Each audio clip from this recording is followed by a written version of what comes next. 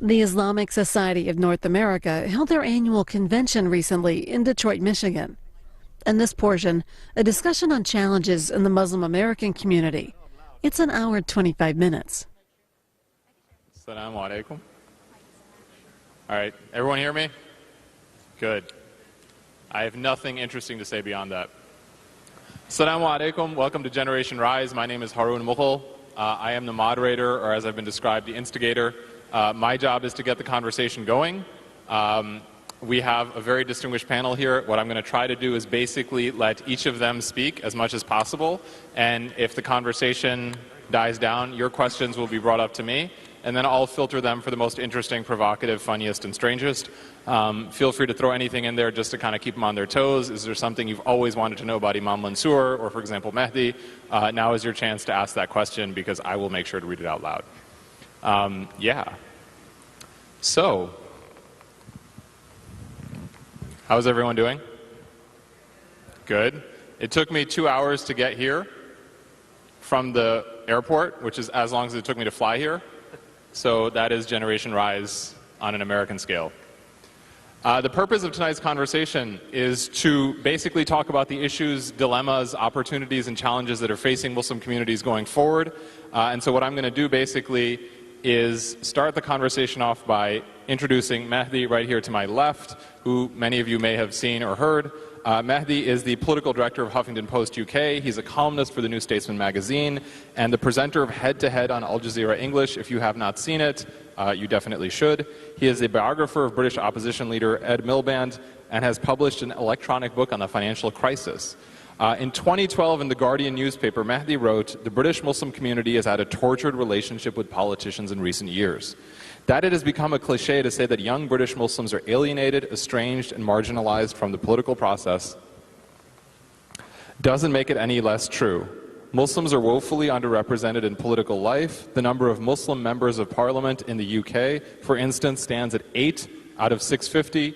Now, that was about 2 years ago, but what I wanted to ask Mehdi to start with is, when we are constantly as a community being tagged by events abroad overseas, for example, most recently the rise of ISIS, how do we as a community focus on the domestic when there is so much pressure on us to talk about the so-called foreign?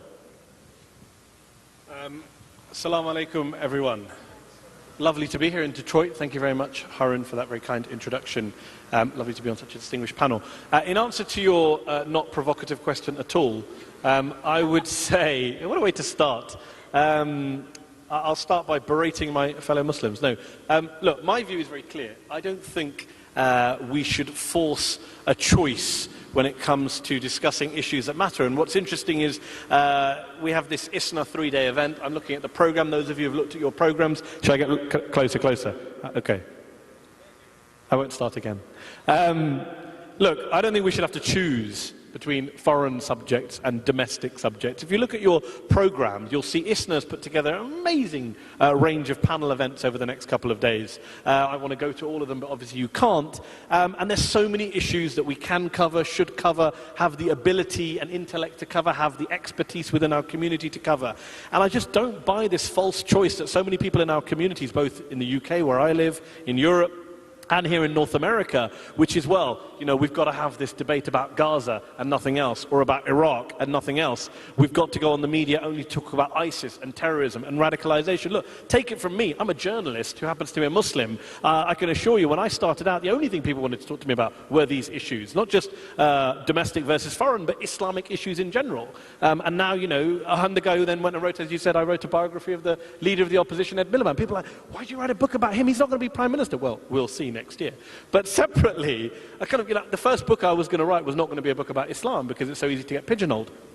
To take directly your question, I wrote this column in 2012 when George Galloway was elected as Member of Parliament in Bradford. Some of you may know George Galloway, the British MP. And my point was that Muslims cannot keep going back to the ballot box and voting basically only on the basis of foreign policy issues, only on the basis of which war is current right now. That doesn't mean that foreign policy isn't important. Of course not. It is. Take it from someone like me. You know, you want to talk about Palestinians. I spent the last month arguing with various various supporters of Israel about Gaza. I've been on radio shows with the Israeli ambassador to the UK. You want to talk about Iraq? I've written several columns about ISIS. You know, I'm at Iraq and Iraq. You want to talk about Hans Blix, WMD, Yellow Cake from Niger? Let's go right now. We could, you know, refight the 2003 Iraq invasion. But you know what? You can, what's the phrase? You can walk and chew gum at the same time. You can do both. You can also focus on issues at home that matter, issues in our community that matter, whether it's, you know, the high rates of Muslim in prison, whether it's the number of Muslims who are disproportionately represented amongst mental health cases in the UK, for example, whether it's issues to do with drugs and sex and all of those other issues that the previous session was touching upon here. I just don't buy this false division between we must talk about foreign policy because Muslims are dying, the Ummah matters, and people who want to talk about domestic politics, they're self-indulgent, they're middle class, they don't care about their fellow Muslims abroad, they're focusing on things that don't matter when people are dying now. Yes, people are dying, but that doesn't mean that other issues aren't important. And actually, not just from a moral perspective, but from a self-serving purpose. If we focus on issues at home and are a better community at home, a more prosperous, more stable, more united, more politically effective community at home, we can actually do much more to help on those causes abroad that matter to us. Thank you. To my right, we have Zahra Billoo, who is a community organizer, civil rights attorney. Many of you have seen her eloquently defending Muslim civil rights and civil rights more generally in the United States and abroad. She serves as the executive director of the San Francisco Bay Area chapter of CARE, the Council on American Islamic Relations, which is one of the most notable Muslim organizations that we have in the United States. And I wanted to ask you, the last few years have seen some really intense debates and conversations in a lot of Muslim communities about where we stand as a country domestically and internationally. And sometimes these conversations, building off of what Mehdi said, can become kind of intense, and they provoke sharp divisions and disagreements.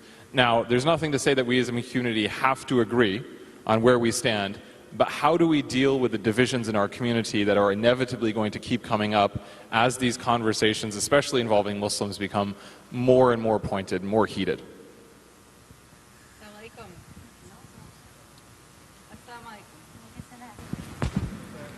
Also not on. Jazakallah khair. Thank you to Harun, to everyone else on the panel, and to ISNA for having this conversation. It's always difficult to talk about disagreements and then to give us all the stage and hope that we won't do it wrong. We build together over and over. One of the things that my parents always raised me with is you fight more with your siblings than you will fight with anyone in your life. And then maybe when you get married, you fight a little bit with your spouse, but never the way you fight with your siblings. And you can't rid yourself of your siblings or your parents. They're your family. Our community is one family. And one of the things that I remember post 9/11 that we talked about a lot was unity and unity and unity. And every time there was disagreement, people got worried and they got scared. Except we have to realize that unity does not mean uniformity. We're going to disagree. We have to draw our lines in the sand. For some people, that's going to be boycott, divestment, sanctions. For some people, it's going to be gender relations. I'll tell you personally, I have trouble working with people who disrespect women. I have trouble being in separate spaces. I have trouble not seeing the Imam. And so when I'm put in those spaces, my personal lines are tested, right? And everyone has those. But I come back over and over. I was raised to go to the masjid every day of the week, and I'm grateful that I still get to do that. And I don't always agree, but we're stronger together. One of the things that's really easy to do is to fall apart, right? How easy would it be to splinter this group in this room into 15 different conventions? We could probably find more ways to divide us. But the former president of the United States, Jimmy Carter, doesn't come speak to a convention of 50 Muslims. He comes and he speaks to ISNA because we have power when we mobilize together. And so I say, fight, put your opinions out there, work within the organizations and the institutions to put forward your agenda, but also understand that unity is going to mean more than any divisions that we ever have. And so if we don't have the discipline to fall in line when it's necessary to fall in line, when it's necessary to mobilize thousands and really millions of Muslims, when you think about even how big this group is, take a second and think actually, there's somewhat around 7 million Muslims in the United States. If you could move 7 million Muslims, we could probably fix our foreign policy and our domestic policy. But it takes discipline, teamwork, and unity first. Thank you. I was using the broken mic because I'm very smart. That was a joke. Nobody laughed. Like, that's great. He's really not smart.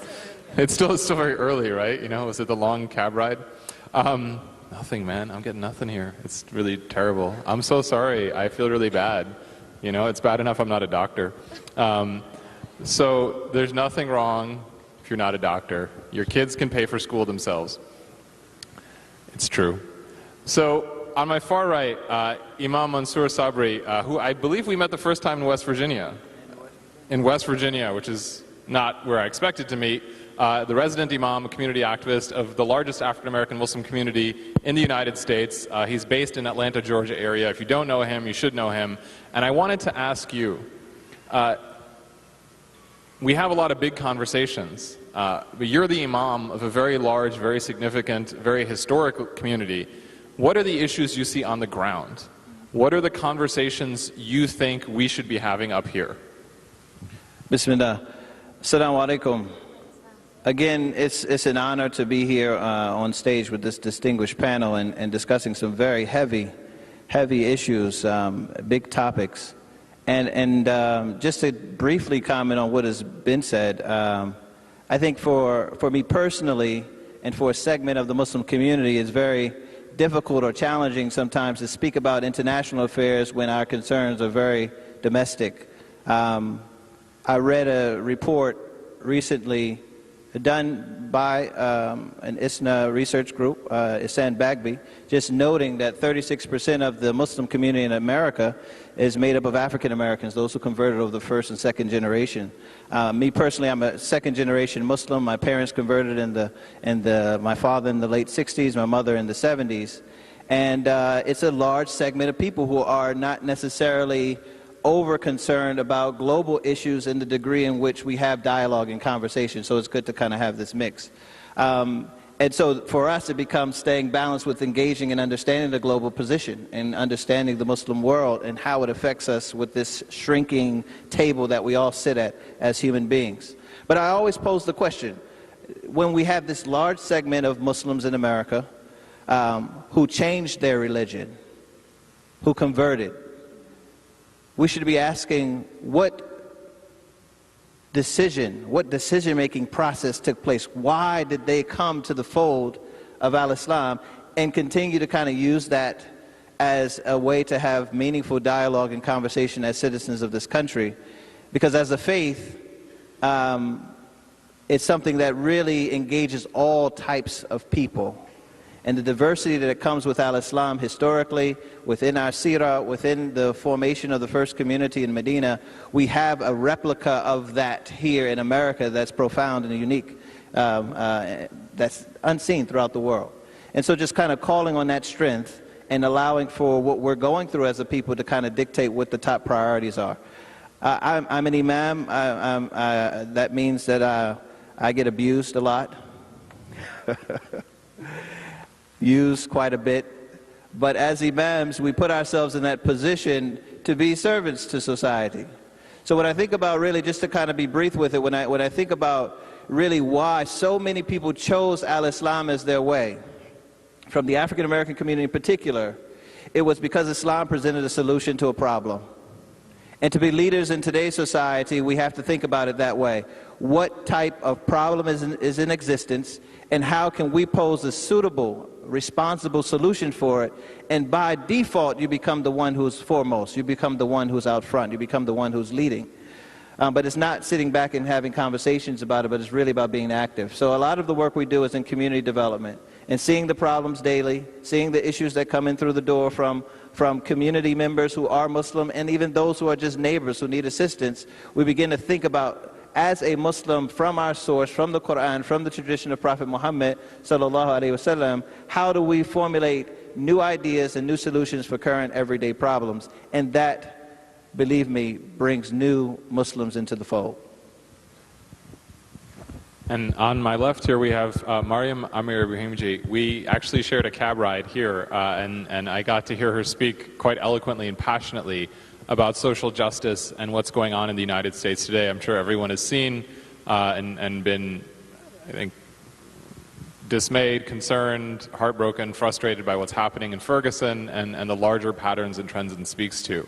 Sometimes it feels to me that we don't necessarily see things until they pop up on a certain kind of radar, right? Things are fine if they're in the background and then they blow open and suddenly many people ask ourselves, did we really have a problem that big that we didn't see?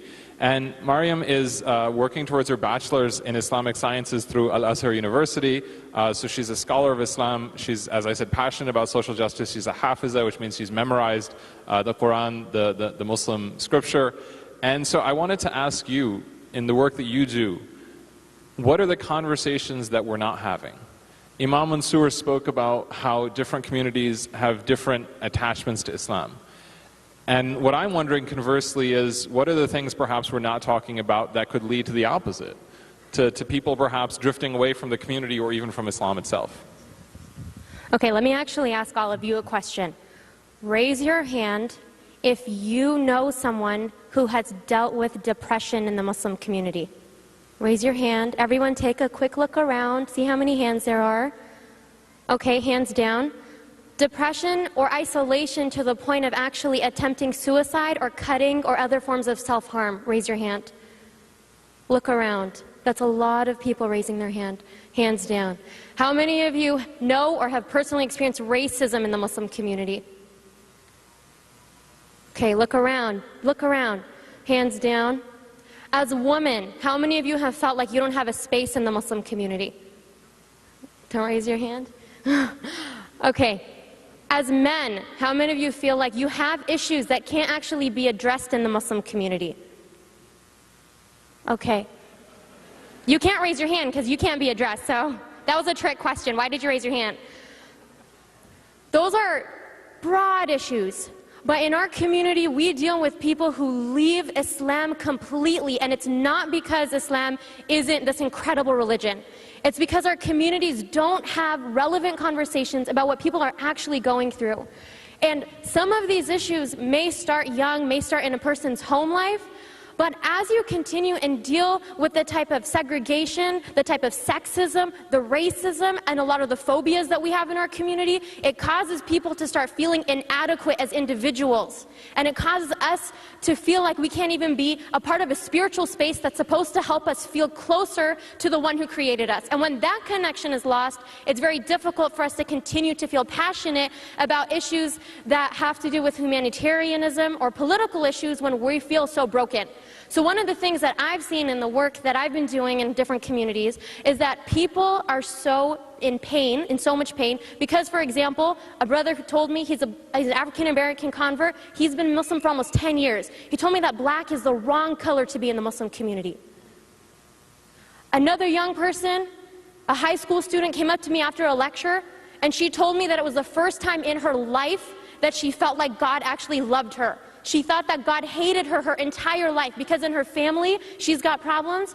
Her mom is constantly telling her, there's no point in you praying because God isn't going to accept it anyway since I'm always upset with you. And many young people have told me they've heard that from their parents before. Then they go into the masjid, and there's no real tangible space in the masjid sometimes for young people.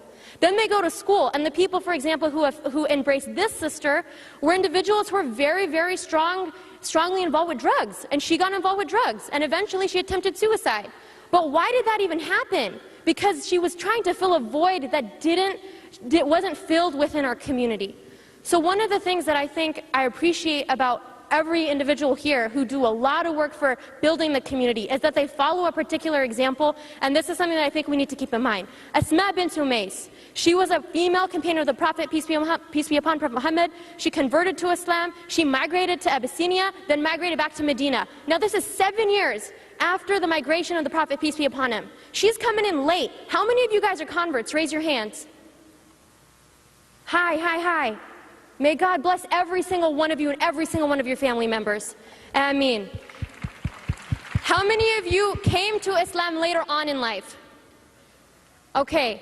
And how many of you have ever felt like you're inferior to someone else who's Muslim because they've made you feel that way? That's happened to me many times. Now, Asma, she comes in 7 years after being in Abyssinia. She's visiting the daughter of Umar, who Sunni Muslims revere highly. Umar walks in and he's like, who's she? And Hafsa, his daughter's like, oh, you know, that's Asma bint Umayy. So he's like, oh, she's the one who made the hijrah. And you know what he told her? He was like, we got to Medina first. We got here first. So we have more of a right to the Prophet Muhammad, peace be upon him, than you do.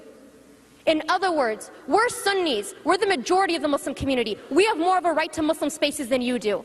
We wear hijab, you don't. We have more of a right to Muslim spaces than you do. We're born Muslims, you're not. We have more of a right to Muslim spaces than you do. We're Arab, you're everything else. We have more of a right to Muslim spaces than you do. We hear these discussions in the community constantly, but what did Asma do? She used her agency of voice. And one thing that all of these individuals are doing, and I'm sure many of you are doing, and this is what they alluded to, is that she didn't just sit there and go, you're right, I'm a woman, I'm inferior, I have nothing to say. She was like, by God, I swear you're wrong. And I'm not going to eat, I'm not going to drink until I go to the Prophet Muhammad, peace be upon him, and tell him what you've said. I'm going to tell it like it is. When she told the Prophet, peace be upon him, you know what he told her? He didn't say, cover your face, leave. Even though, excuse me, I don't mean to say cover your face in an oppressive way. Many women choose to do that, may God bless them. But sometimes that is the way that we treat women who have something very important to say about the dynamics of our community. The Prophet ﷺ, instead he told her, Omar doesn't have more of a right to me than you, nor do his companions. أو كما قال. What he told her is that you and your companions migrated twice, and they only migrated once, so the reward is more for them. When she used her agency of voice, she not only affected herself, but she empowered the rest of the community of people who came later. The reason I wanted to focus on this really quickly is because we have the collective ability, like Zahra mentioned, to focus on all these other areas, like Mehdi mentioned. But we need to make sure that we as a community feel like we can voice the issues that we're dealing with, and that we feel comfortable having the agency of doing that, so that we can go into a community like Imam Mansoor's as a convert, or somebody who feels like historically we've been oppressed in this country, and we can say that we have issues we need to focus on that span beyond what fills our Facebook feeds every few weeks and then changes, when people are dying inside. So the point is, Asma used her agency of voice, and every single one of us has that ability.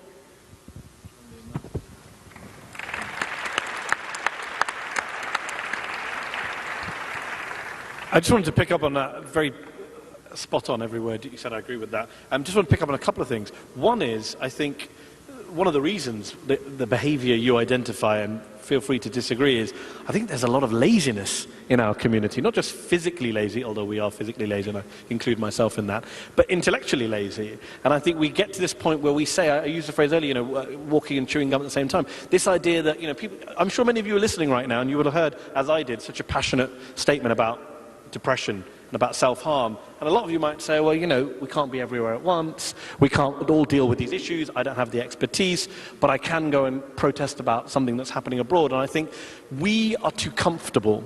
We are in a comfort zone, and one of the reasons for that is because, people say, oh, the Middle East.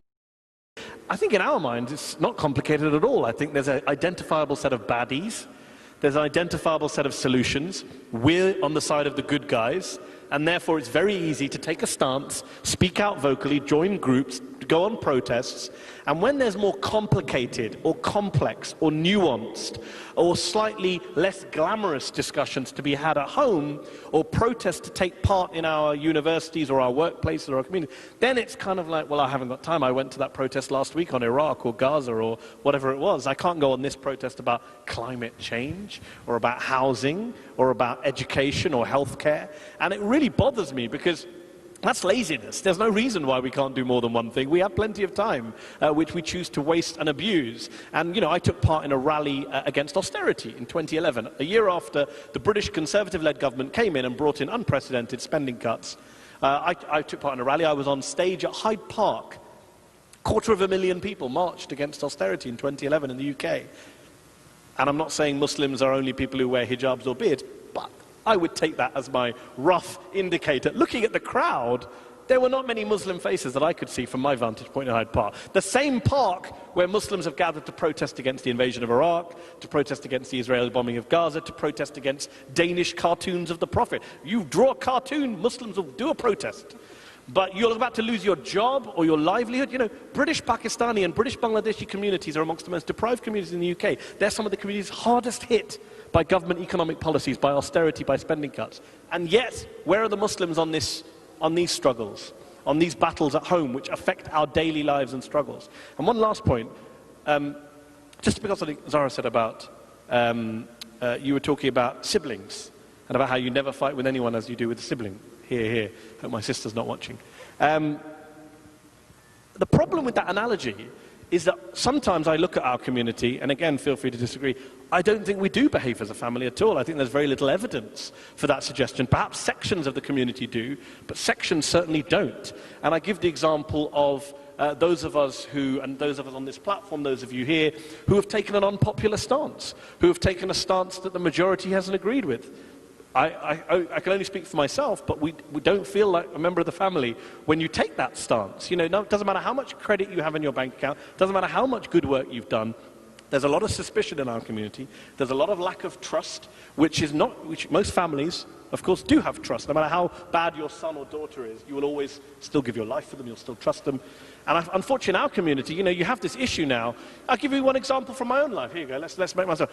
I've written, 20, 30, 40 articles, columns, blogs about Israel's oppression of Gaza. I'm accused by people who support Israel of being obsessed with Palestine, etc., etc. I write one column about anti-Semitism in the Muslim community. Suddenly all the comments are, Mehdi, you sold out. Mehdi, you secret Zionist. Mehdi, what are you doing for your career? What are you doing you want to be popular in these people's circles? Doesn't matter what you've done previously. If you write anything that doesn't follow the party line on Israel, you're a secret Zionist. You go to a White House iftar, controversial subject, I believe, in the US recently. You might as well be flying the drone itself that dropped the bomb on Pakistani children. I mean, this is the level sometimes of the discourse in our community, which is one perceived bad deed, even if it's not a bad deed, cancels out everything else. And we're suspicious of the motivations of those of us who are on the same journey. You know, we talk about Sirat al-Mustaqim. Yes, the right path is pretty broad and capacious in my view. You can be on that path and heading in the same direction as everyone else, but doing your struggle in a different way. You can be a doctor or engineer. You can be a politician or a journalist. You can be an imam or an academic. You can take a more engaged stance. You can take a more disengaged stance. But the idea that you can suddenly turn to your fellow Muslim and say, aha, you're not doing it my way, therefore you're a sellout, therefore you're a failure, therefore you've left the community, that is a huge problem in our community, and that's what prevents us from being the family we should be.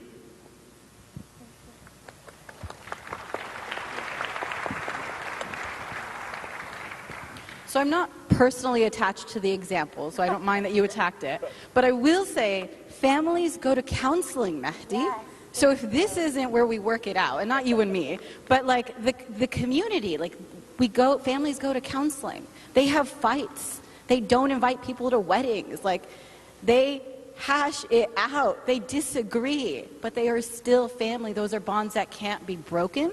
And so I agree, the family isn't there. It's had some rough years, right? Like money's difficult, people intermarried, like some people are Sunni, some people are Shia, some people want to have an iftar at the White House, and others of us don't think that's the best idea. But in the end, we're family. And if we're not talking about the issues, if we're not fighting about the issues, then they're sort of under the rug, and that's worse. No, right? I agree with you. Sorry, I haven't got a microphone. Yeah, that's okay. I agree with that. I agree with that point, but let's not be under any illusions. The people who are here at ISNA and the people in this crowd and the people who have paid money to come to this convention, mashallah, good for all of you, are not the same as the community out there. There are many people out there, unfortunately, fellow Muslim brothers and sisters of ours, who aren't interested in going to counselling, who just want to say, who just want to be negative, unfortunately, and destructive, and only want to take the simple stances, the easy stances, the black and white stances, the comfortable stances. And I'm not sure, and if we're going to hear from the audience, I'd love to hear ideas about how we get to those people, how we win over those people, because, I'm reaching this point, maybe because I'm in a particular space that and in the space I occupy, you have to have a bit of a thick skin, when it comes to, and I always thought I would have to have that thick skin to deal with non-Muslims, to deal with opponents, to deal with people who are attacking me for my ideological views of being a Muslim. And in recent years I found, actually I need that thicker skin for people in my own community more, which is a pretty depressing realization. Sure. So the hardest thing for me about wearing hijab growing up was that I had the most insults and the most questions from the Muslim community. So I get it. We have to have thicker skin in our community. The last thing on the family example is when we talk about marriage counseling and family counseling, one of the things we run into is that many people don't even know that counseling resources exist. So for me, when I landed at the Detroit airport and I was really excited that the person at the coffee shop was Arab and like wanted to talk to me about my flight and all of that, he didn't know what ISNA is. So he had no idea why I was here. And granted, I came in, I think, a couple of days, like some time before the convention, but there's also some work that needs to be done about going wide, about making sure that those 7 million Muslims know about the community, know where their local mosque is, know what resources exist. The thing I wanted to touch on is, I think a lot of times we talk about this as talking versus doing, about one protest versus another protest.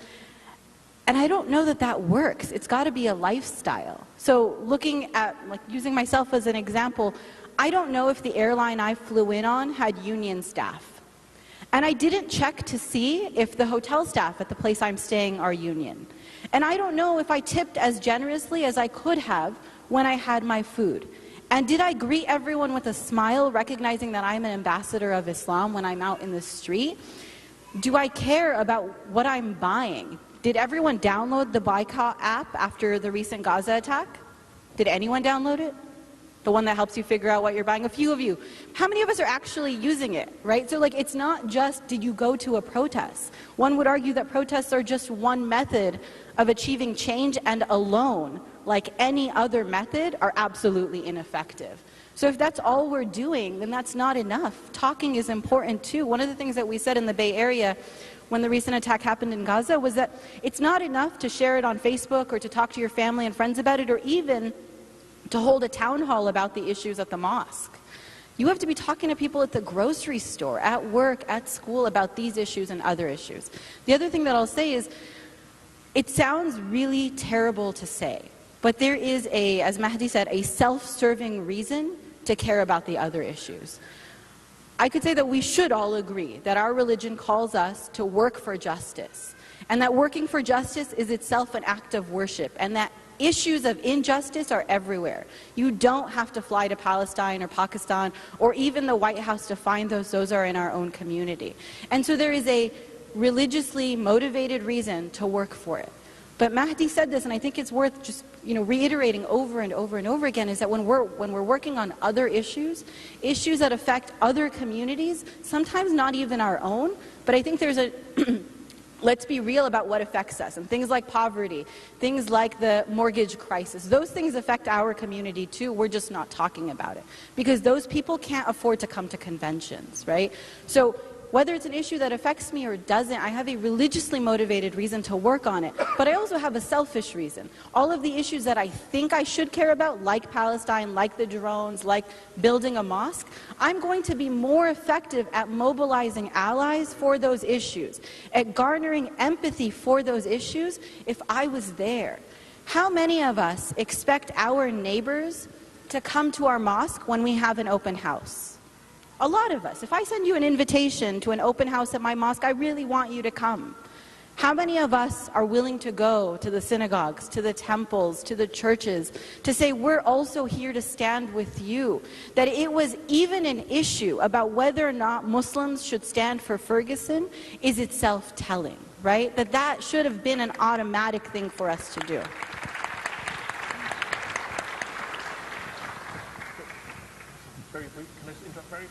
Sure, go ahead.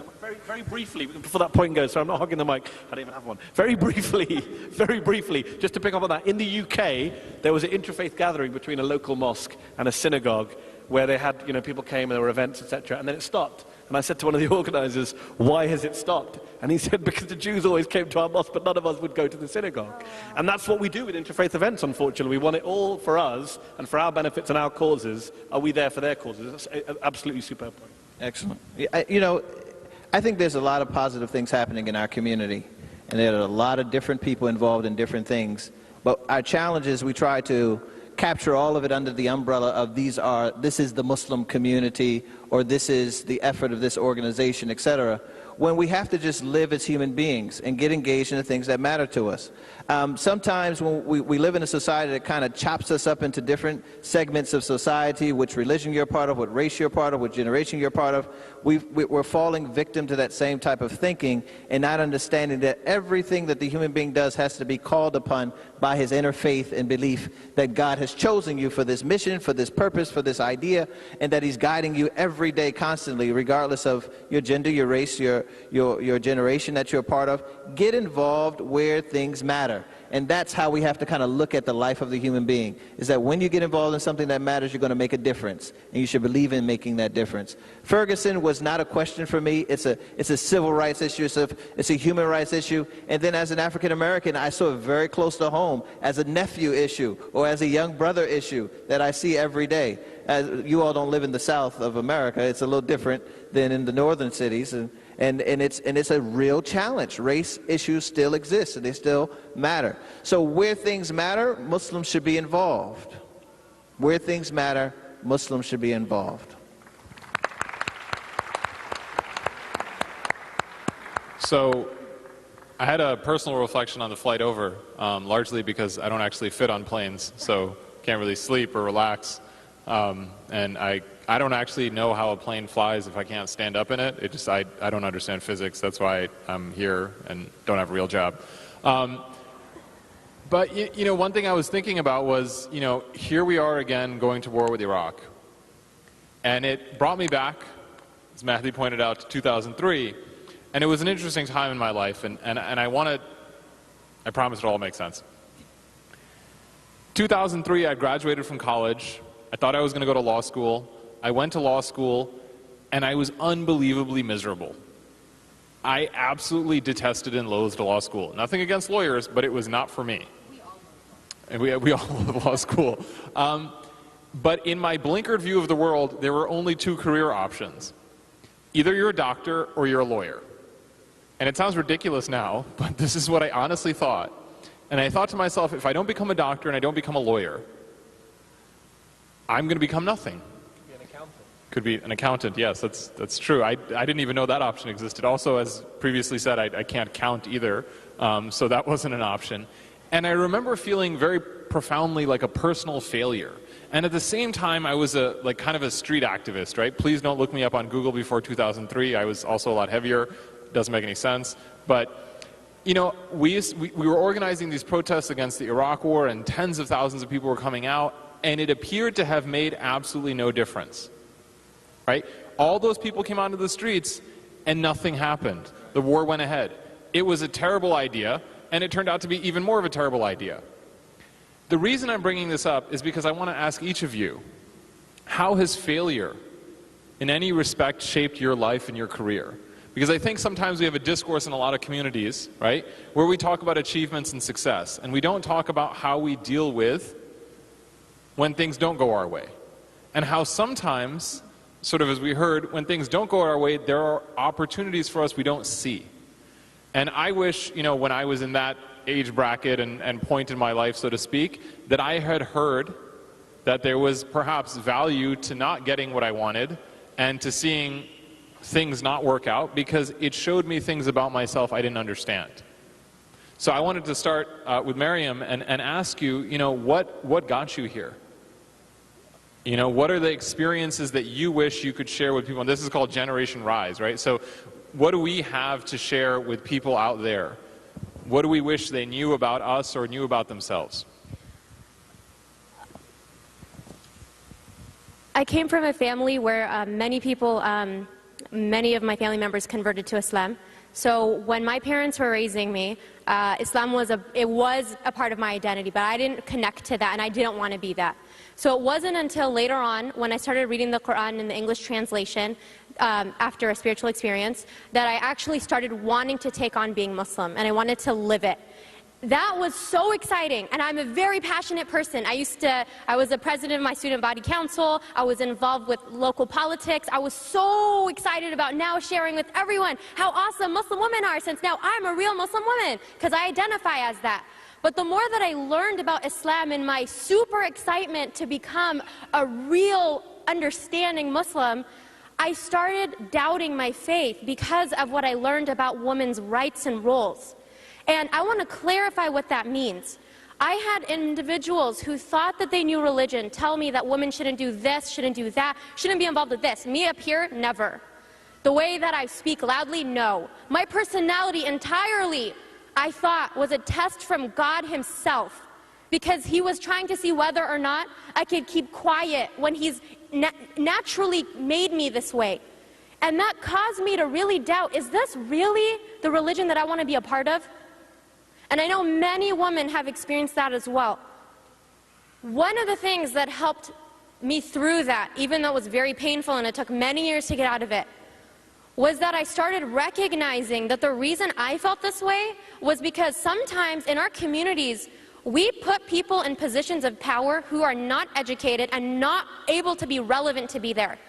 Sheikh Yusuf Qaradawi talks about in his introduction to Tahrir al-Mar'ah, it's a book that talks about the liberation of women in the time of the Prophet, peace be upon him. He talks about two of the reasons that we have issues in the Muslim community when it comes to women that didn't exist during the time of the Prophet Muhammad, peace be upon him. One of them is that we have a misapplication of our textual evidences. So we use something and we say, women shouldn't do this because of this hadith. But when you really look at that hadith, that's not at all what that's supposed to mean. The second is having like a bad assumption. So sometimes a scholar may be a scholar of hadith, but he's not a scholar in fiqh. A scholar may be a scholar in Quran, but she's not a scholar in another area. But we take from the wrong people who don't necessarily understand our situation here. So one of the reasons that I felt the most difficult time period in my life, which was trying to figure out whether or not I really wanted to assert my Islamic identity, was finding what Islam really is. And it is an incredibly empowering, incredibly liberating, and incredibly socially just life movement. For me, Islam changed my life in the most incredible way after I went through the pain of thinking that I lived what Islam really wanted from me. So in one aspect, my experiences in trying to become scholarly caused me so much pain and so much rift in my personality, in my relationships, and in my religion. But that also helped me understand that Islam is relevant. It relates to all of these issues that we're talking about. And that Allah loves every single person in this room, or the people that He's created, anyone who thinks about Him, and people who don't even know that they want to think about Him. He is not far from us. God is not far from us. But our community makes us feel that God is far from us. The second thing that really affected me in my life was that in middle school, I went to a suburban school in the suburbs. In high school, I went to school in the inner city. And I saw the differences in the resources and in the consequences of what happened to a lot of my peers when I look at the tracks of life and the opportunities that both were given. So when I did my master's at UCLA in social justice education. I focused on critical race studies for students of color in urban cities. What that basically meant is that on a personal level, my life revolved around understanding what it's like to be in an area that policies of the United States keep in poverty, even in education. On the second level, on a research level, I'm working with students now looking at research on policies that affect the way we continue to put communities of color in particular spaces. So for example, when Ferguson happened, I was so angry, yes, at everything that's going on, but also at our reaction as a Muslim community. I cannot believe that we actually had questioned why we should be involved with speaking up about what's going on and with being allies to our brothers and sisters in Ferguson regardless of faith. But somebody who I make dua for, and I ask Allah to give him the highest paradise, his name is Kunta Kinte. He was somebody who was a free man who was brought here from Africa enslaved, and listening to his life and the experiences that he went through, being ripped from his family, and the types of things that he had to go through, being ripped from the family he then made here. This is not one person's story. This is the reality of so many of our beautiful brothers and sisters who are brought here, who were taken as free people and enslaved. And then that historically affects policies today. This isn't history. This is affecting communities today. So for me, the two biggest things that affected my life and the things that I'm involved with right now is, one, recognizing how painful it is when Islam is taught at the hands of individuals who may be very well intentioned, but really, unfortunately, do not truly completely understand the texts and their relevancy in our place and time today. And the second part is being a part of living and loving individuals from different communities, experiencing what it's like to have education on both sides, and then understanding that the people who shaped our country today were individuals now who live on reservation camps, are individuals who live in areas that are historically and systemically oppressed, and are individuals who we do not constantly talk about and represent in our own discussions. Many of us have felt isolated in our community, and I've felt isolated as well, and I continue to feel isolated. And I, alhamdulillah, have memorized the Quran, and alhamdulillah, I'm starting to be a scholar, and I feel isolated. How many other people who have no space can't come to a conference like this because they don't feel like they're ever going to be welcomed? They don't feel like they're going to have a space where they can feel supported, and that's not what the Prophet ﷺ taught. One thing I want to talk about really to finish this is that for me, through those processes, I learned about individual responsibility, because all of this is overwhelming. Politics, seeing people die, seeing all those images, it's so overwhelming, and you feel like you can't really take it all on. But the Prophet ﷺ taught personal responsibility, and this is something I love. Al-Fadl, it's the cousin of the Prophet ﷺ, was one time riding with him, and a woman walked up, and she was, mashallah, she's like a hottie. So Al-Fadl, he's checking her out. And the Prophet ﷺ, he's like noticing that his young bro is checking out this girl. Now in this case, he could have told her, turn around, he's looking at you. He could have told her, leave, go ask some guy you're related to come ask the question. But what he did is he taught Al-Fadl personal responsibility. He turned his cheek. He didn't shame him, he didn't blame him, he didn't shame her or blame her. He just taught him that when he recognizes that there's something going on internally, just take a moment, take personal responsibility, and do some type of action that you have control over. And for me, I don't have control over everything that's going on, and I'm overwhelmed oftentimes. But then I think about, what can I control? I've been in pain because of the things I've mentioned, and all of you have been in pain because of other issues. So what things can you actually control in your life? And like my dad says, whenever there's a problem, it's not something to be super sad about, it's a time to get excited. So what things can you do personally to take responsibility over the problems that you have? Alhamdulillah. Very, very powerful, profound, Sister Maryam. Thank you for that. I mean, those are just passionate ideas that I think touch all of us.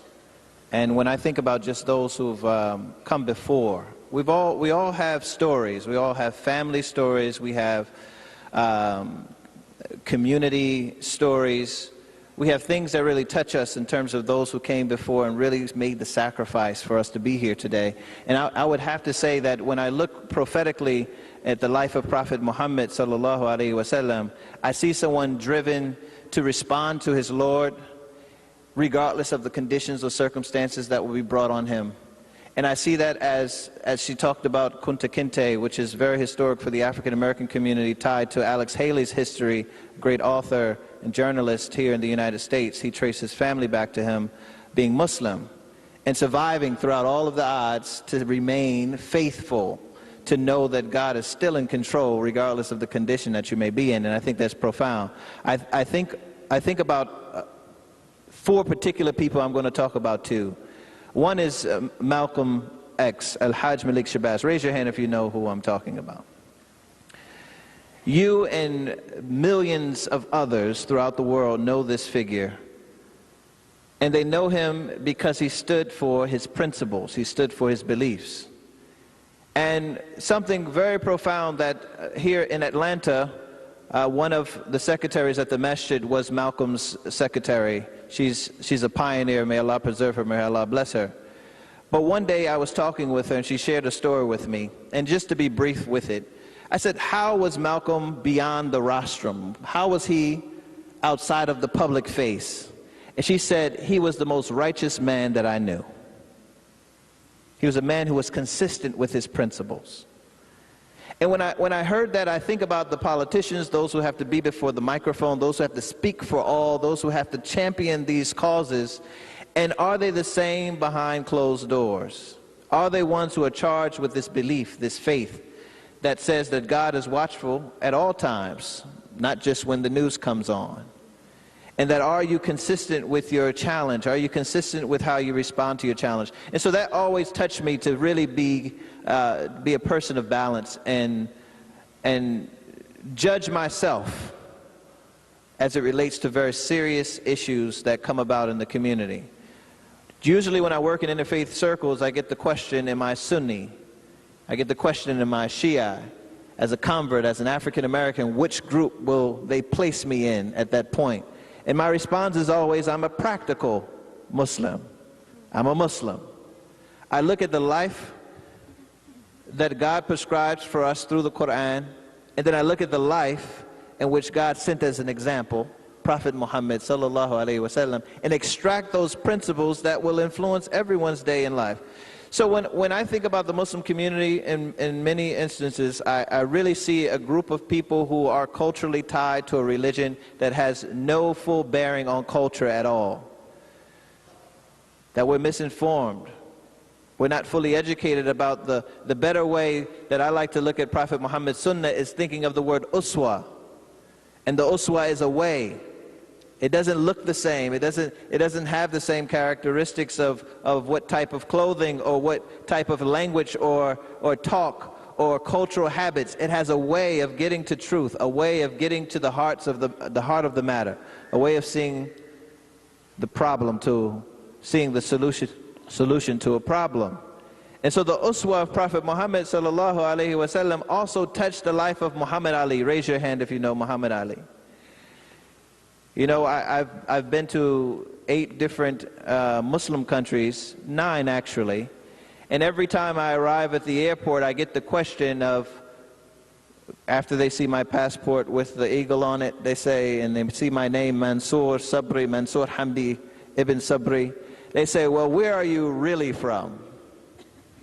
And I say, well, I'm from the United States. I said, no, where's your father from? You all know the series of questions. No, where's your father's father from? I said, well, everyone from the U.S. is from somewhere else, if that's what you mean. They say, no, you're Muslim. I said, do you know who Muhammad Ali is? And 100%, everyone I've talked to say, yes, Muhammad Ali Clyde. They do this. I said, well, he's my uncle. They say, oh, you're American Muslim. And it clicks instantly because he's a figure that transcends kind of this understanding of boxes for Muslims. And the reality of his story is courage. His greatest fight was with the Supreme Court. His greatest fight was standing for his beliefs in his religion. And we make dua for Muhammad Ali, who's still alive, who's still fighting a good fight. He has Parkinson's in Arizona. We make dua for him that Allah preserve him and continue his message of truth and standing firm out for justice, even when it's against his own self. And when you look at his story very closely, he corrects the idea of being the greatest. He says, only God is the greatest. I'm just trying to live up to the potential he placed in me. So these are figures that we can call on and really come to understand the narrative that Allah subhanahu wa ta'ala has put in these figures who say that they are Muslim and that they are standing for the principles of al-Islam. They have touched my heart. The other two, just by mentioning Julaylib, which is a Sahaba, and Billoo radiallahu anhu, when you look at their stories, you really kind of see a passion around Islam being inclusive and measuring people based on based upon their character and not on the color of their skin or their social stability, but really looking at the heart of the matter of what are you contributing to society and what has Allah sent you for. So may Allah bless us as an ummah and as a community to keep striving for the best in this life and make sure that we receive, inshallah, the best of the hereafter. Ameen.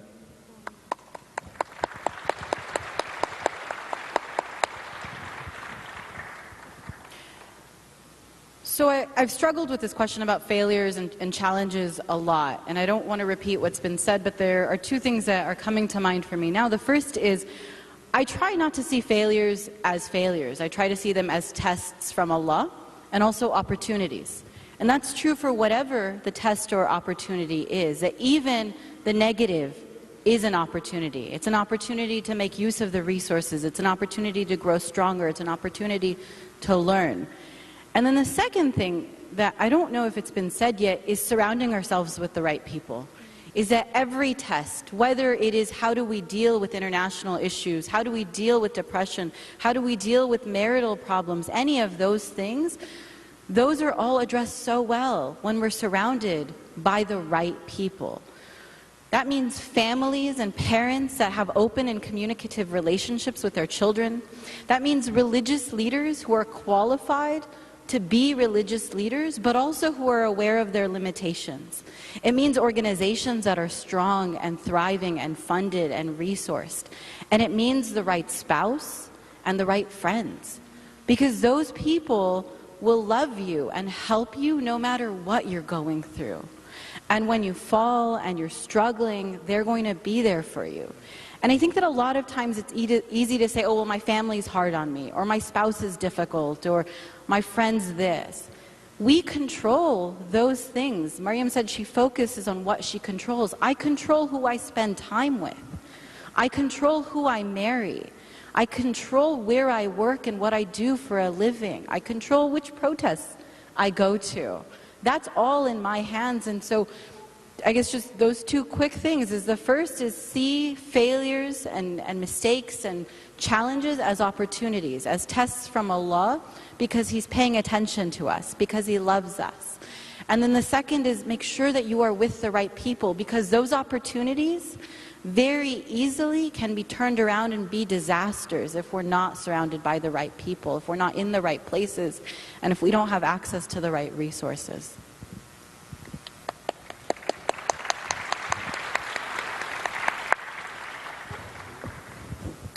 When I was a kid, I loved to argue a lot. When I was a kid, I say.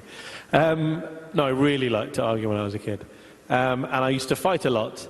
Not just with the siblings, but with classmates, with teachers, with anyone. I spent a lot of my time in the corridor. I don't know what the American system is. You do a lot of detention. In the British way, it's much quicker. You just go stand outside the class. I spent a lot of time standing in the corridor, having been thrown out of classrooms for answering back, etc., etc. And my parents spent a lot of time going to parent-teacher evenings, coming back and saying, "What the hell's wrong with you? Why don't you shut your mouth?"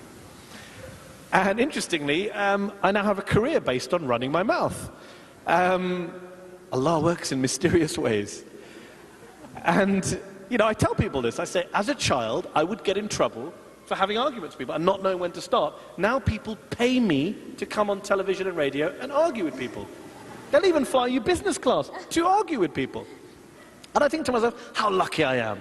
I have this interesting job. When I go to a gathering, I'm with friends of mine. My best friend is a doctor. My cousin is a dentist, people I hang out with. And, we go together and people will say, oh, how's life? How's your job? And they'll get annoyed. No one's asking them about their jobs. And it's great. MashaAllah, blessed by Allah. But come back to Harun's question about failure. Now, personally, MashaAllah, I've done very well. I'm doing very well. Thank you very much.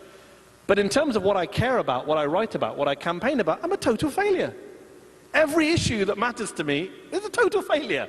Nothing I wrote or said stopped the Iraq War in 2003. Nothing I've done over the past 60 days in terms of arguing, writing pieces, tweeting, going on the radio, debating the Israeli ambassador to London, blah-de-blah-de-blah. Nothing stopped Israel from bombing Gaza. Nothing has lifted the siege on the people of Gaza. I did a debate at the Oxford Union that some of you will have seen. It went viral. 1.6 million people watched it on YouTube. Didn't stop ISIS from beheading people, or Boko Haram from kidnapping girls, or Western politicians from passing laws or creating surveillance programs that continue to discriminate against or demonize Muslims. It didn't change the world's view of Islam or non-Muslims' views of Islam. May have done at the margins. And I remember a friend of mine, my good friend who's the doctor, he once said to me, you know what, if you just changed all your views, your life would be so much more fulfilling. And it's so true. You go on these protests against austerity, governments are making cuts everywhere. Record cuts, nothing worked. And I said, and you asked about failure, and that's the first thing I think of in a sense. How do I not go and self-harm and get depressed when you look at what you're fighting for and what you're standing for and what you're campaigning for, and I've sat on countless panels, countless stages, countless conferences, and you see what is the visible change that we're making or not. in the community incrementally, in the world perhaps less so, you have to ask yourself, well, what are you learning from that failure? And I think the only thing I'm learning from that failure, and I can only speak for myself, others can speak for themselves, is that really it's a cliche, but there is no end point to this journey. What we're doing is the journey. Where we're going, it's not necessarily we're trying to reach some light at the end of the tunnel. It's about every day. It's about the daily struggle, as Zahra mentioned. It's about the lifestyle. And it's about keeping doing what you're doing on a daily basis. And if you haven't got the results in this world, perhaps the next world, or perhaps the results will come in a few years' time. And I think that's what I would take from failure and say, well, it depends how you measure the failure, and not to connect it to your daily principles. Just to link back to what the Imam said, people like Muhammad Ali, when they were giving up their belt and going to prison, they were a failure. He had lost in that fight. The American justice system had won in its own way, but no one classes that as a failure today, and I'm sure he didn't see it as a failure at the time. So I think that's what I would say about failure in terms of sticking. I mean, it's cliched, it's obvious, but we have to remind ourselves, it is about sticking to your principles, it is about thinking about the long game rather than the short game, and it is about recognizing that there's not always going to be a victory at the end of, or a light at the end of the tunnel. Harun also asked me, since it's linked into this, to answer is it the first audience question? I believe there's many more. He does not knowing the time.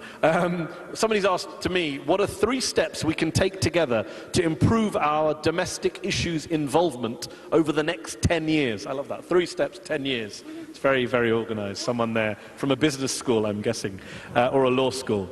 Not an art student. It's an amazing question. I'm sure there's dozens of steps and over dozens of years. And I'm sure the panelists can answer as well if they want. Off the top of my head, I would say educate yourself. Every Islamic conference or Muslim gathering I go to, people say education. But when I say education, I don't just mean get a medical degree or a law degree or a postgraduate degree. I mean find out what is happening in your societies, in the world around you. The Imam mentioned a beautiful line, I think the best line of the night, if you let me say this, let me praise you and say the best line of the night is when you said, wherever things matter, that's where Muslims should be. But how do you know what matters unless you're reading newspapers, reading magazines, watching the dreaded television screen, going online, going on social media, buying books? And when I say reading, a lot of Muslims now, yeah, we do read. We consume media like nobody else. You come to Britain, we've got 30-odd Islamic channels, various different languages. Well, I'm not talking about consuming things you agree with. I'm talking about reading what other people are saying, what our opponents are saying, what other communities are saying. As John Stuart Mill once said, you don't know your own side of the argument until you know the other side of the argument. And I worry that in our communities too much, when I'm having conversations with people, the views reflected are reflected of a very narrow, closed mindset from one particular article or one particular website or one particular source of information. So try and educate yourself as broadly as possible. Otherwise, you stand no chance out there when you're trying to debate some of these issues. Very quickly, number 2, I would say reach out. How can you know what's important on a national or a local level if you are only cloistered in your house or your school or your masjid or your community center or your Islamic conference? Those are all important things to do, but also reach out and find out what is going on beyond your comfort zone, beyond your safe space. How do you know what the important issues are in your locality unless you're reaching out, unless you're making friends with non-Muslims, with atheists, with Hindus, with agnostics, with Christians, with Jews, etc. Only then can we have the common struggles, as Zahra talked about earlier. Only then can we form those alliances, which will then help us later on down the line. And the third point I would say, the third argument, the third thing I think we really need to do is we have to get off our backsides. To come back to the laziness point, there is literally no problem. Zahra talked about mobilizing 7 million Muslims. 7 million, that's a tiny number when you think about what some of our opponents are worried about the billions of Muslims around the world. We are a big number of people. And the fact that we don't mobilize ourselves, people talk about in Europe, I don't know if anyone come to Europe with you, the far-right Islamophobe argument in Europe is, there's a Muslim takeover coming. And I always laugh. I think if only you wish Muslims could take over Europe. We can barely take over our local mosque. We can barely take over our own house, the kitchen. I mean, we're far too disorganized and lazy. So I think we must mobilize. We must be able to organize. We must be able to do all these things that we say, but we don't do. There's no reason. There's a beautiful paragraph. Those of you who haven't read it, Imam Majid's response to Professor Tariq Ramadan's recent outburst on all of this was a very interesting response. If you read the penultimate paragraph, I think it is, he makes the very, very obvious point, that in our community, we will pick up the phone and ring our friend to complain about what we've seen on TV, about some government decision. We won't pick up the phone and ring our congressman, our senator, our mayor, etc. We will complain to our Imam about something that's happening in the mosque or some religious issue. We won't go and take part in the mosque or try and elect ourselves to a position to change that from happening.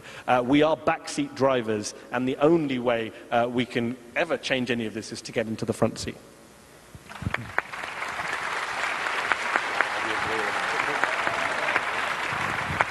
So there were a lot of questions, and the questions tended to revolve around a number of themes, and unfortunately we don't have enough time for all the questions. So I thought I would start with a brief anecdote to kind of illustrate what I'm trying to get at, because there's something underscoring the questions that I think hopefully if we address, maybe we can address maybe some of these issues. A friend of mine was recently flying on a plane. All these Muslims flying on planes joke are terrible. And he decided to pray on the plane. And as he was praying, the stewardess came by to ask him something and kind of, nudged him, and then saw that he was clearly preoccupied and left. And she came back a few minutes later and she said, I apologize, sir, if I was interrupting you. To which he responded, oh, it's okay, I was praying. To which she responded, that's okay, you don't have to do that anymore, the planes are really safe. So I thought it was a nice little moment of cultural miscommunication, right? Like, what is a prayer?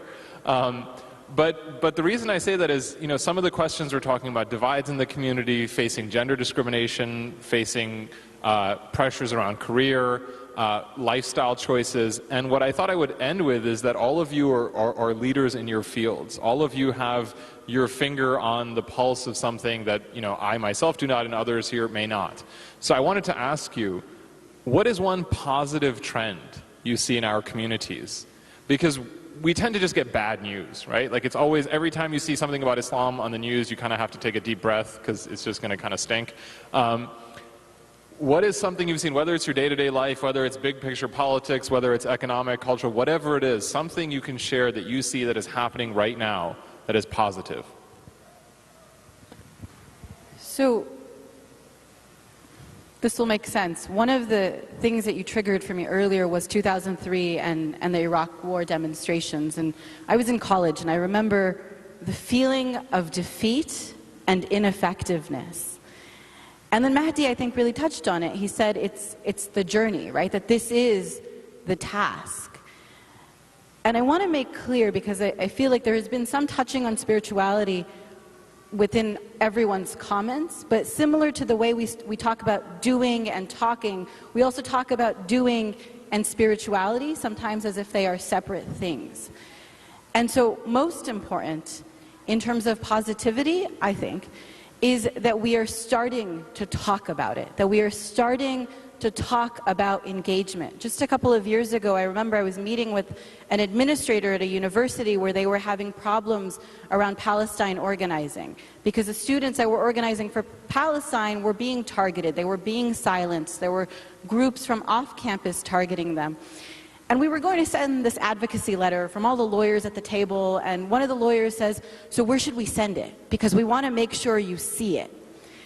And the administrator looked at us and he smiled. He said, look, we get so few letters from your side that we're not going to lose it. We're going to notice when your one letter comes in, because it's not otherwise coming in. And more recently, around all of the organizing with Gaza, the positive thing for me has been to see the community taking control. I feel like our generation, our parents' generation, and those that are younger than us, because frankly those of us on stage are getting older, are starting to mobilize. They're raising young kids to go into careers in the media so that they're not just sharing those articles on Facebook. They're calling the editor. They're calling the local elected official. In the Bay Area, where we have some of the most progressive elected officials imaginable in the entire United States, we had only one elected official who voted against the Iron Dome missile defense system. And we're working on getting people to make sure that she is thanked, that she is appreciated, that she knows that the Muslim community stands by her. But there are also those who voted for it. And they are hearing from the community by the hundreds and by the thousands, and that matters because they're noticing. It is no longer acceptable that our elected officials, that our administrators, that our media personalities say, we don't know where your community is. We don't know what they think. And so for me, the positivity has been seeing that mobilization.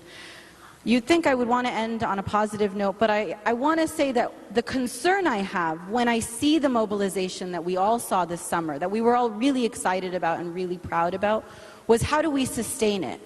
How do we make sure that we continue to do it on every issue that matters, but also not just when our Facebook friends say that this is what we should do? And so personally, what I've established in my life and what I recommend for folks who are looking to make activism a lifestyle, an ingrained part of who they are and what they do, is to take it one day at a time. When someone converts to Islam, we tell them what the fara'id are, and then we work with them to slowly build that up.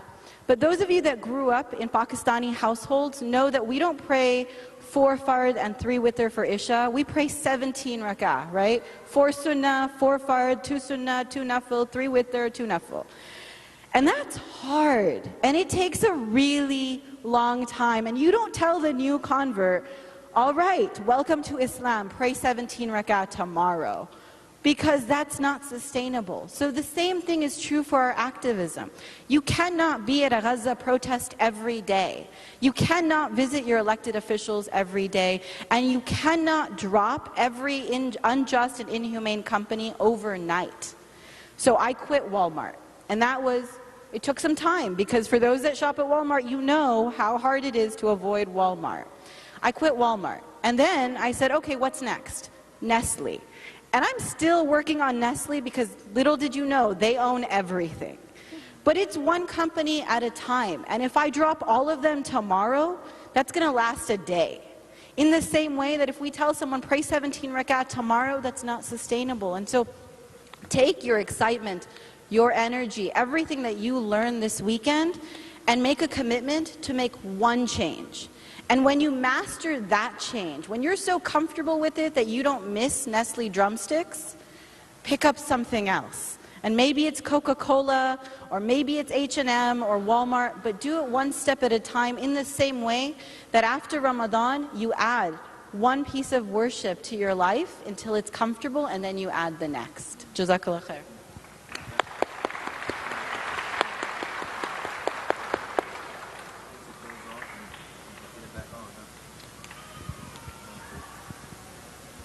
Okay, Bismillah. So to be brief, you know, we all have a spirit that animates our body. That's regardless of age. If you're alive because of the spirit that God has put in you. What I've seen recently, I'm a part of a generation now that's born Muslim. And there's this sense within the Muslim community that you can inherit faith. And it's a false idea. So what I've seen, and I'll give it to you in a story, after I graduated high school, I went to an all-Muslim high school in Atlanta. It's a school that I'm over now. And there was just this void of a generation of believing firmly in the idea of faith in God. It was just this acceptance of faith in God.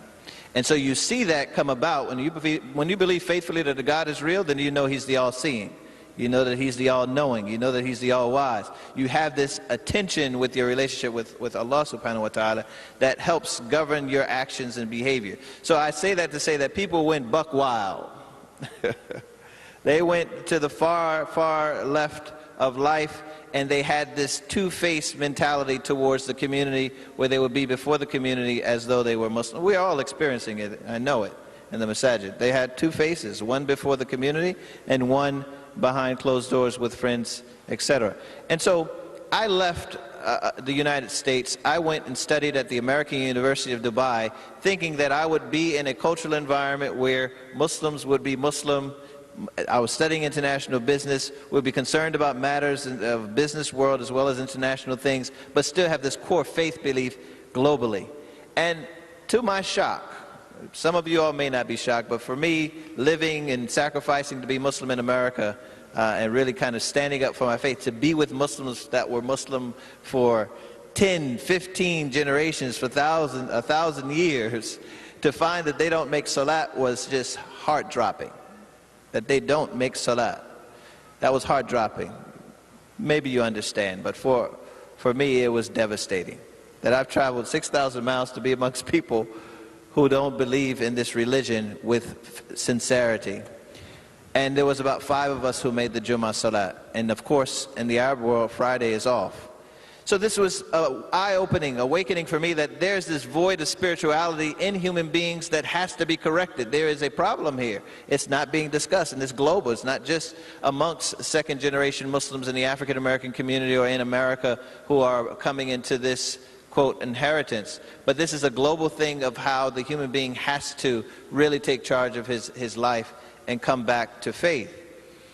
This is a real issue across the world, but I want to just stress that it's a real issue in our masajid across America. That just because we're physically there, it doesn't mean that we're present. And we have youth and we have children who are in our midst who aren't being challenged to think for themselves.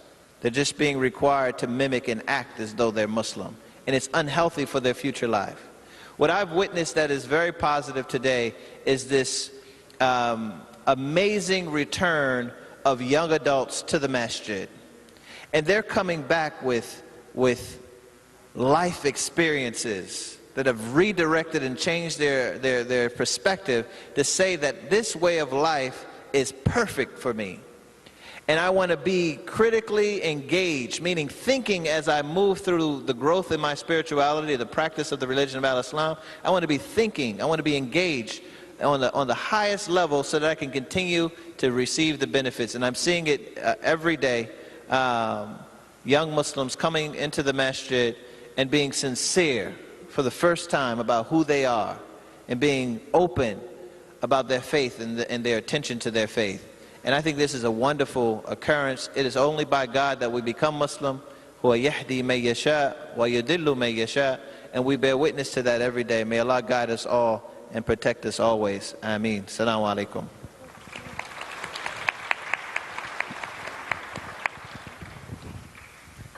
Something that gives me so much hope is the fact that Muslims really care. And I mean care about what we've done. So many of us, myself, I'm sure many of you, have done something really messed up before and just felt like I really screwed up. I did something that God's going to be really displeased with me because I did this. And then sometimes that drives you to feel so guilty and overwhelmed that it makes you wonder what your relationship is with Him. I have been honored to receive questions from so many individuals of different age groups, and every single time their question is, I did this with a guy, I did this with a girl, I've had these doubts in faith, I've done self-harm, I've done drugs, I've been sexually abused, I've XYZ, over and over and over, and the ramifications of those issues. But over and over, every single person wants to know, what should I do with my relationship with Allah from here on? How does this affect my relationship with God? And to me, the fact that people are driven by guilt is not necessarily a good thing, but it is an indicator that we care. And caring about a relationship with God is the most important care to have. And the fact that our community has it in droves means that there's so much good amongst us.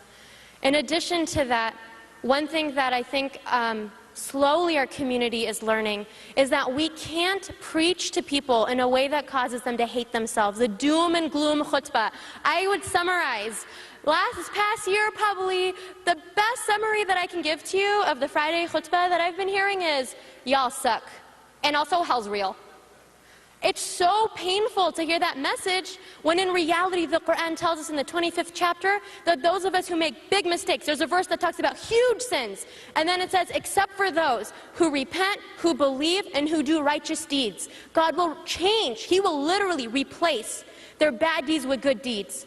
And what that means is the Prophet always tells them, explain to us on the day of judgment, a person's going to come and they're going to be really worried about seeing their records because they know they really, really messed up. And when the records are shown to them, they're like, did you do this? Did you do this? And he's like, of course, yes. He can't deny it. He knows he did it. And he's worried about the bigger stuff that he's not even seeing. And then God, out of His incredible mercy, tells that his deeds, replace those bad deeds with good ones. If a person repents, comes back to God, wants to live a life of pleasing Him, even if we mess up over and over and over, just do the process all over again, inshallah, all the things we've messed up on will be turned into good deeds. And so this guilt that we feel, that sometimes we don't know if God has forgiven us, in reality, it's us not being able to forgive ourselves. He's already forgiven us. He already loves us. He loves us so much. He's forgiven us and replaced it with good deeds. Now we need to forgive ourselves for the things that we've done. We just need to move forward from that because He already has. So the point is, one of the most beloved things that I love about our community is one, that we care about our state, and two, is that even though sometimes our preaching has to do with shame, blame, and guilt, I think we're starting to move towards recognizing that we're all human beings. God tells us we're going to mess up, but if the sins of us were to reach to the clouds and we believe in Him and don't associate partners with Him, He'll forgive us without an issue. So because we're starting to go towards that type of discussion, I'm very, very excited, inshallah, about the next generation of our community.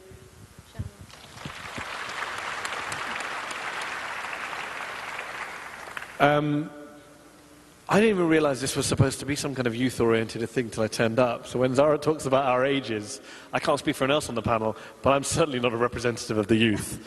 I don't think anyone no, the grey hair, and I'm 35.